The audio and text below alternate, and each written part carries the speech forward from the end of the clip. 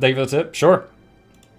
On that same note, let's go back to this. So my channel with just the playthroughs. I uploaded, look at the date, April 10th, 10th, 10th, 10th, 10th. These 5 are from last night.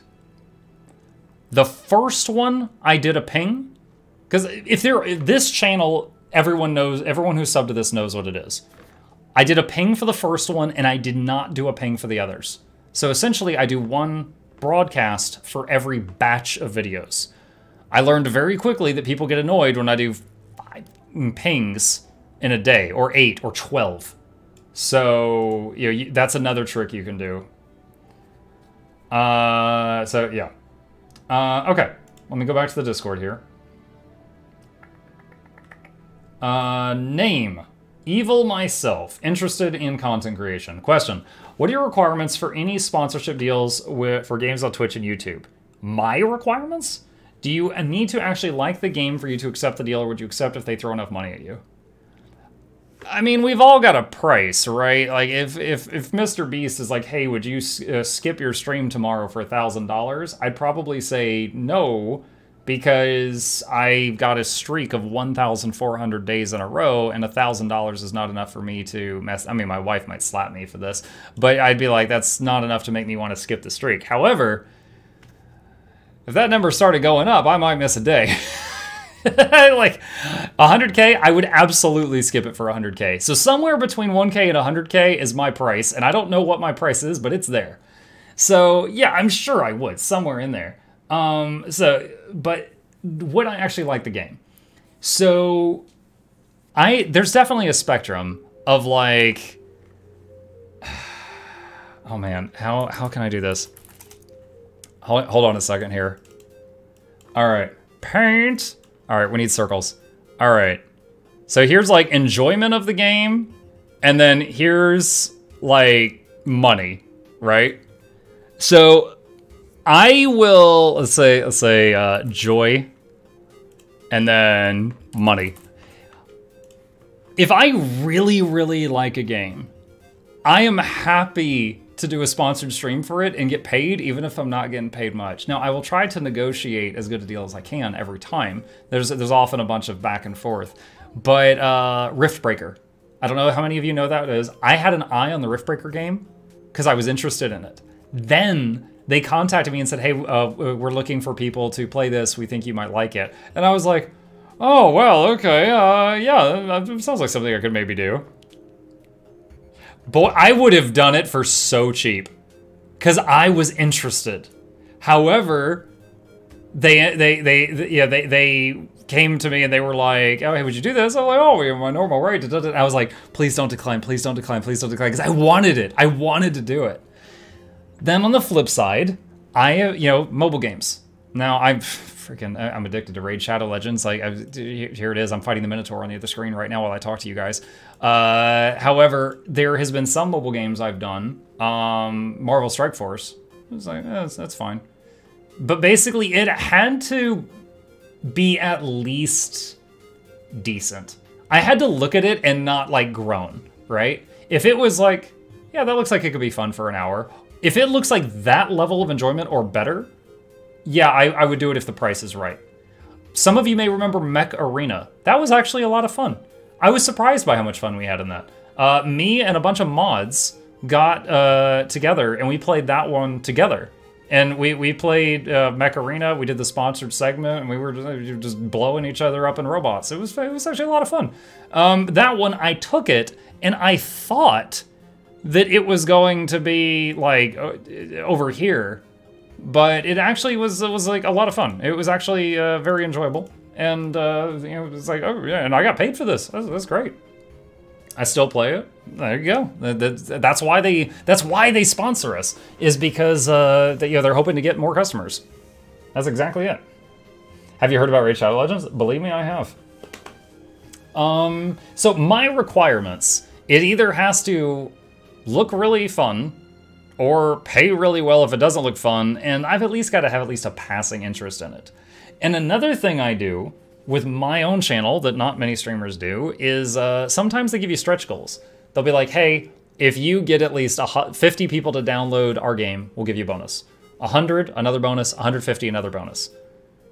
And I'll usually say, okay, may I do giveaways during the stream? It sounds crazy, but some of them say no. And if they say yes, guess what I tell my stream? Hey guys, if 50 people download the game, I'm doing another giveaway. If 100 people download the game, I'm doing another giveaway. And I literally take just a huge chunk of the money I would have gotten, because I wasn't going to get that money if people didn't download the thing. So I usually just take a big chunk of that. I'm like, yeah, if we hit this threshold, I'm gonna give away $300 worth of stuff. We're being played? No, man, you're playing me. I have given out probably, okay, like the Guild Wars 2 Gem Store.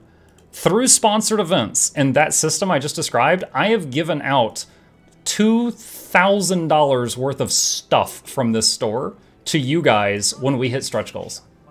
That's money I could have just kept. But arguably, you could say that's money I would have never gotten without you guys. So I just do giveaways. I just give it out. Like, I have seen so many other streamers, and I won't name names, who are like, oh, hey guys, if you download Raid, you help the channel. And they finish their promotion with like 2 downloads. We usually finish like, I'm like, what's the last stretch goal? And they're like 200. We'll usually finish at 201. Like, we usually blow them out of the water. And that's because I incentivize it. I give to you guys, I make it worth your time to do that. So, is there anything in a sponsorship contract that's just an immediate turn off for you? Hold on a second. I've been talking nonstop for hours.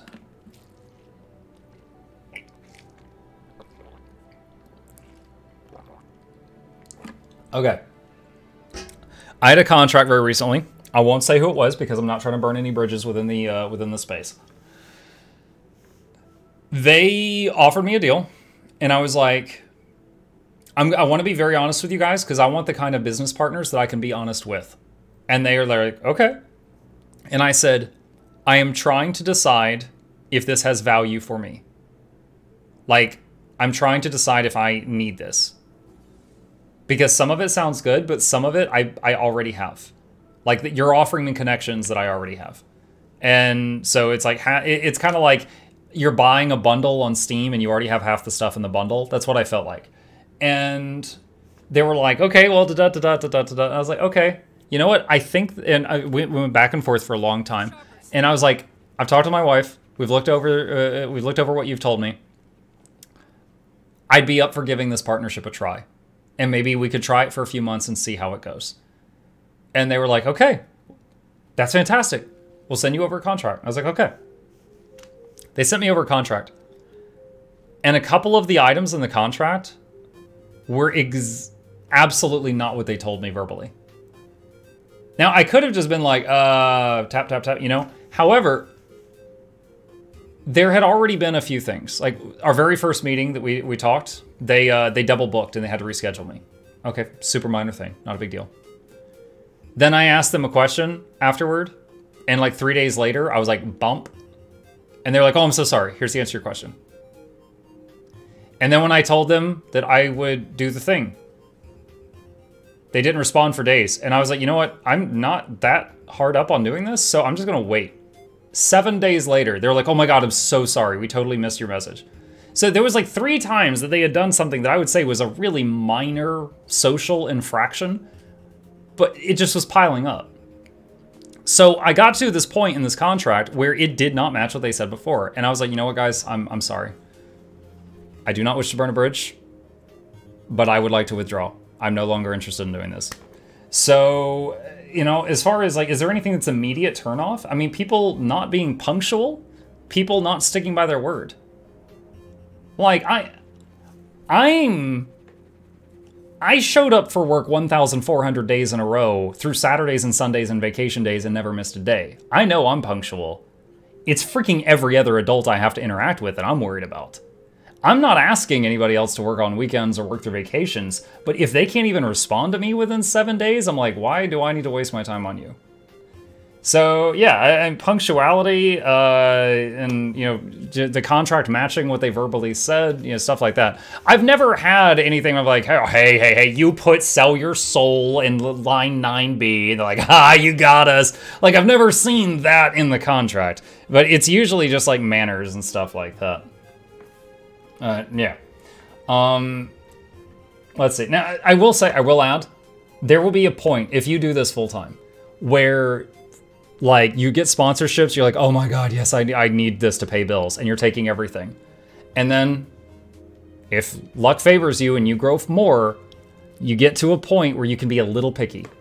Like, it's a lot easier to pay my bills if I take at least one sponsorship a month. But, you know, if I get like 4 offers that month and I decline three worse ones, I have the freedom to do that. I could take all 4 and just drown you guys and every single Friday, sponsored Friday. Probably should have been Saturday. The name would have been easier, but I don't do that because I don't have to. I'd rather just focus on my own stuff. Okay. Let's see. Sounds like you don't really respect their partners. Yeah, that is how it felt. It is how it felt. All right. Shugo. Interested in content creation. Holy crap, we're actually getting close to the end of this. Question. I know you show your face on stream. No, this is just the skinny white guy filter. It's available on Snapchat. Not the human avatar, the real potato one. Oh, okay. There is any tip about protecting your privacy against crazy viewers or people who could recognize you IRL? Well, first of all, you could, like, with the world as it is right now, so many people wear masks, this is the best time to hide your face IRL. It hurts. No one's ever recognized me outside. Yeah, I've got, you know, tens of thousands of people know me in a niche video game on a niche website. I have never been recognized outside. Now, I almost never go outside, but the times I do, restaurants, grocery stores, running errands, no one's ever recognized me. It's pretty rare. That said, as far as my face, wooden potatoes. I think no one knows who he actually is, and he hasn't shown his face in like 10 years. If you don't want to show your face, you don't have to show your face. If you don't care, you can. Like right now, I don't make it, like, I don't advertise my full real name. My last name is very unique, and if you have it, it's very easy to find me with a Google search. However, my real name is attached to some stuff related to the stream. If you really wanted to find it, you can find it. But I'm not advertising it because I'm not going to make it easy for people. But it's just like Ninja's, Daniel Tyler Blevins, David Tyler Blevins, something like that. Like, you get to a point where it's like, okay, it's out there. Everybody knows about it, whatever. And I'm sure, like, I'm pretty close to that at this point. I've accidentally shown my real name on, because like, I opened Microsoft Office and my name is at the top of it. I've opened Word on stream a few times and my name was at the top, and I was like, ah, like mentally, I'm like, ah, bugger. And I did not draw any attention to it. I just did what I needed to do and then closed it. And no one said anything. And then sometimes I get a message from someone after the stream like, did you realize you showed your name there? I'll be like, yeah, I just didn't draw attention to it, because then people fixate. They hyperfixate on it. Incidentally, my actual name is in the stream end credits. There's a lot of the patrons when I show the, I mean, any patron that asks me to hide their name, I do it. It's easier for me if they just change their name on Patreon. But yeah, anytime I show the patron list, there's a lot of people there that have the real name, and either they either don't care enough to ask me to change it, or they don't care enough to change it on Patreon. But and then some have just told me don't put it on the list at all. So basically, the first day of every month, I spend like a few hours remaking that list, because it is not an automated process. But I'm happy to do it because it pays the bills.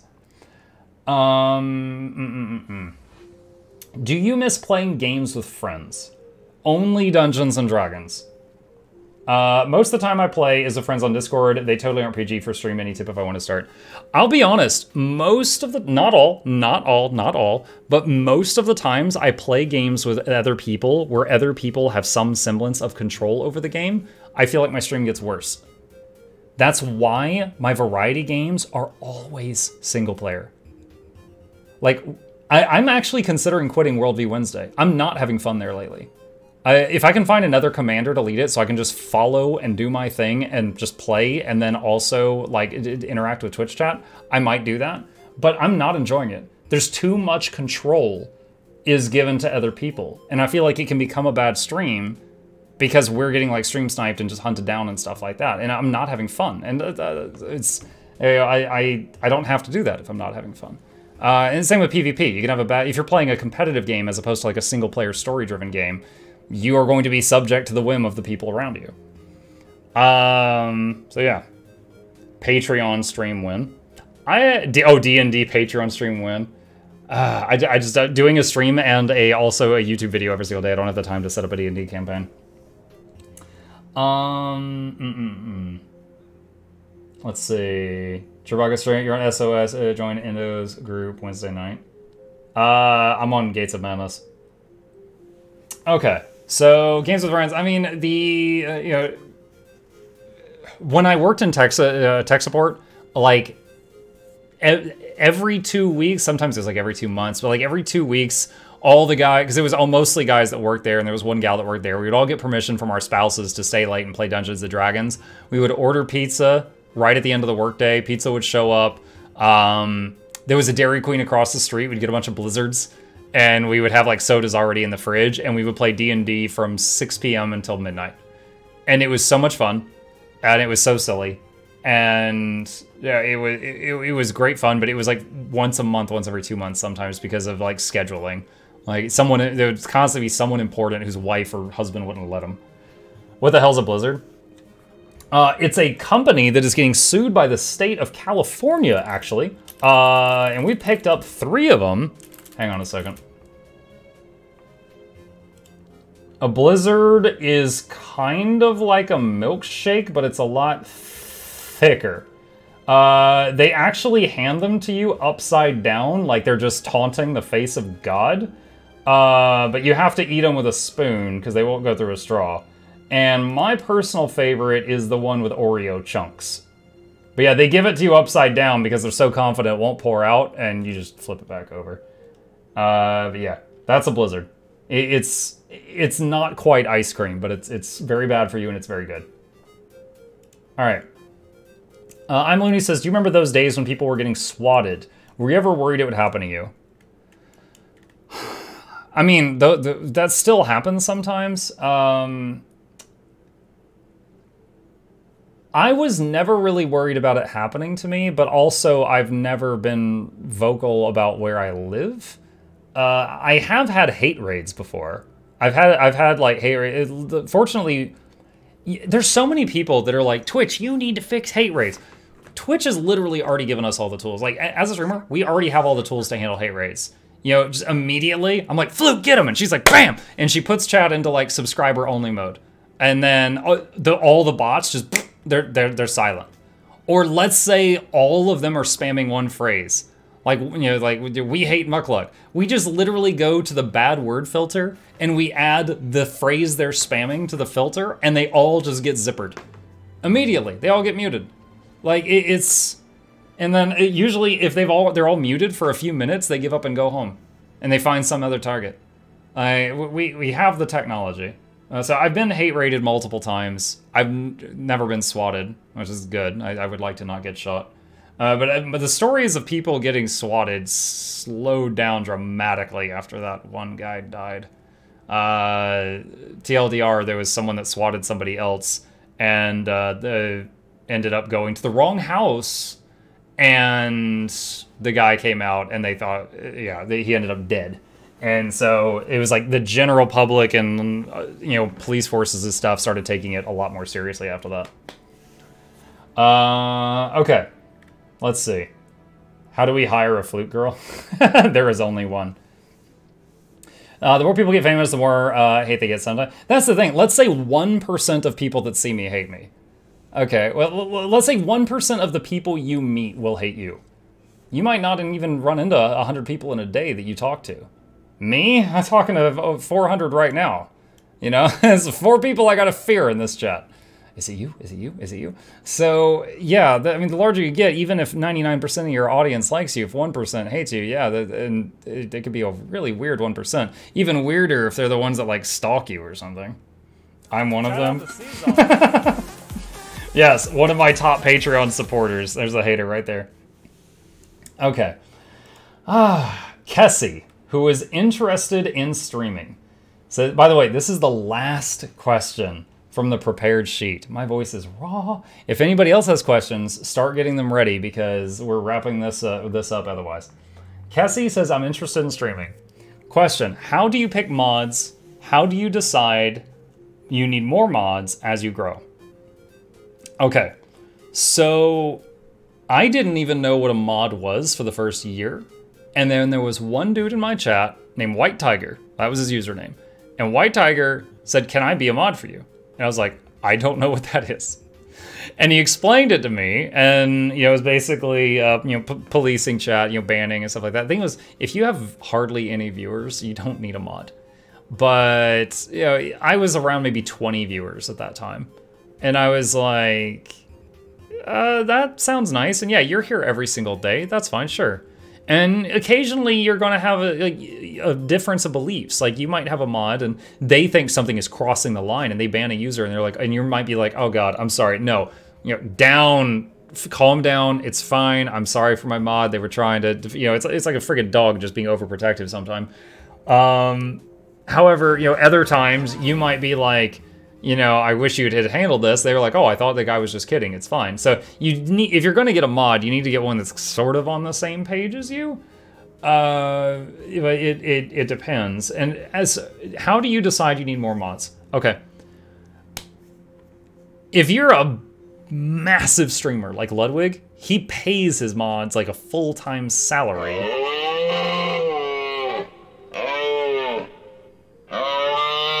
That was a word from our sponsors, Canadian Maple Syrup, #ad. Get yours on Amazon. Be sure to use our Amazon referral links, which do work in Canada. Now, if you are a mod for like Ludwig, he pays them full-time salaries because he basically streams full-time, and he has tens of thousands of people there, and some of them are acting like, D-bags, and he needs to keep that policed. And they clock in, they clock out, and they shut down problems. I can't afford to pay my mods. They are, I give them bonuses occasionally when I do a sponsored stream with them. I'm like, "Hey, do you guys want to do this with me? Get a free game," stuff like that. I try to help them, give them a boost when I can. So because of that, anytime that they're like, "Dude, I'm doing too much right now," I'll be like, "Okay, let me try to get more people in here so that each of you individually do less work." That is why, for example, if we do exclamation guild, there is a long list of people that you can whisper for a guild invite. That is because they were all messaging me, and then we got a few people, and then a few more, and then a few more, so that hopefully no one flute girl is getting slammed with invite requests, and it gets divided up a little bit. So that's how I'm doing it right now, is anytime anyone feels like I'd rather have a bunch of people, they just pop in whenever they want to, and while they're there, they can be a rent-a-cop. However, if they don't want to be there, they don't feel pressured to be there. And so like if I've got like 10 mods, maybe on any given night, 2 or 3 of them are present. However, if I get to the point where like I need full-time mods, I would hope I would be able to pay them full-time thing. Not there yet. Right now, Noxy steals all my money. Okay.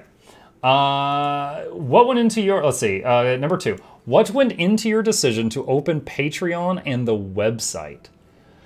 Okay, so let's do this in two things. So Patreon, funny enough, was actually, I didn't feel worthy for a long time. So other people said, Muckluck, there was a viewer, he's like, "Muck, what's your Patreon? I would happily give you like 20 bucks a month, but I don't want Twitch to take half of it." Because Twitch takes half.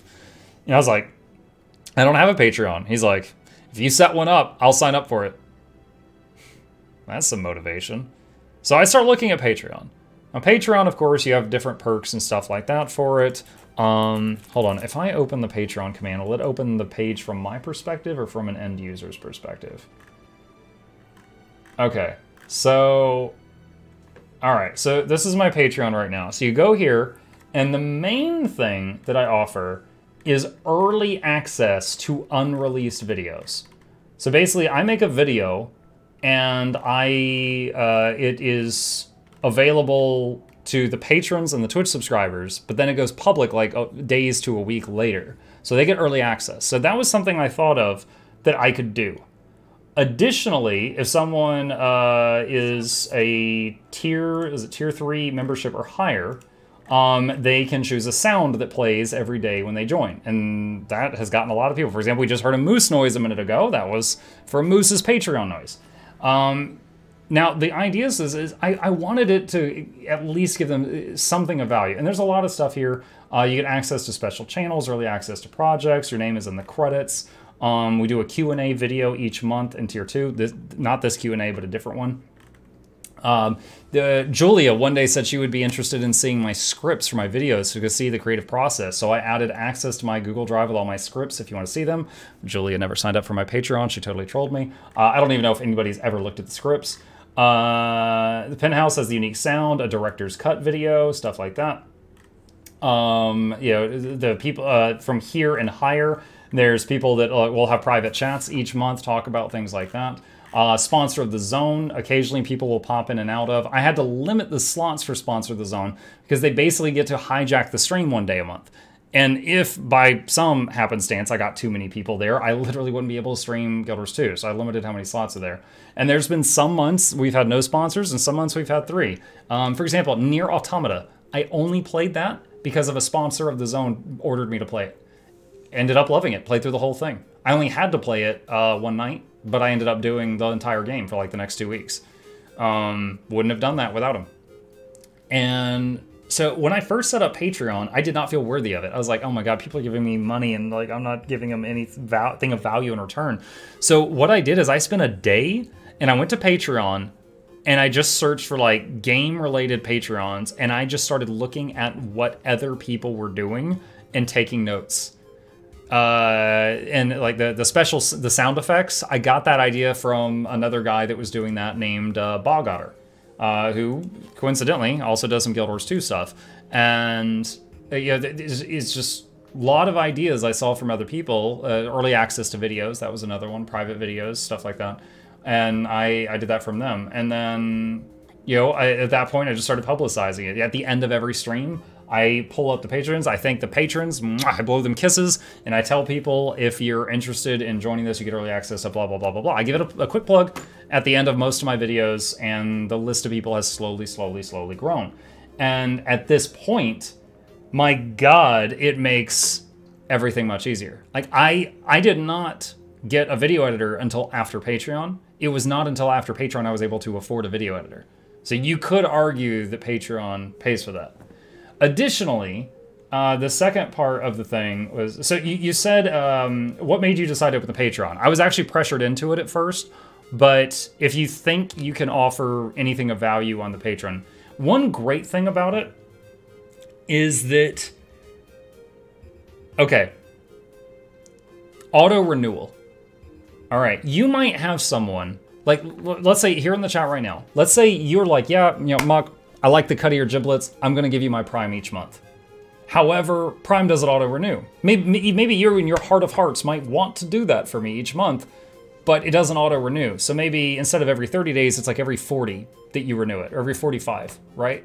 Some of you might have that situation. Patreon auto-renews, which makes it basically my income so much more reliable. And it's a lot easier to freaking live when it's not like erratic like that. So anytime, you know, like I am so grateful for any support I get on, you know, Twitch and YouTube, but you know, the patron one is the one that does this the least. Yeah, so Twitch and YouTube are very erratic. So that was that. Then they said, what went into your decision to open a website? All right, so first of all, if you didn't already know it, we do have a website. Cue.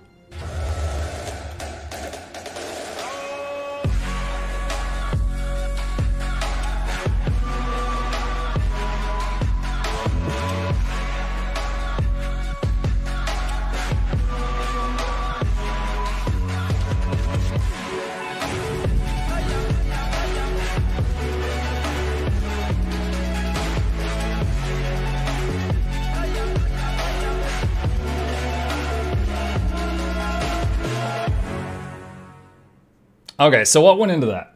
Now, the website, on YouTube, I recently passed having over 100 guides for Guild Wars 2. So if we go to Guild Wars 2, I've got 123 as of today. So 123 guides for people to look through when they're looking for something. Now, if they Google search for the exact thing they're looking for, they'll find it, but there's a lot here. And yeah, I've got them all on a playlist, but they're quite mixed up. So what we decided to do was, I had seen some other websites. So this is our website, and if you go to guides, here's all the games I've made guides for. Here's Guild Wars 2. And they're sorted by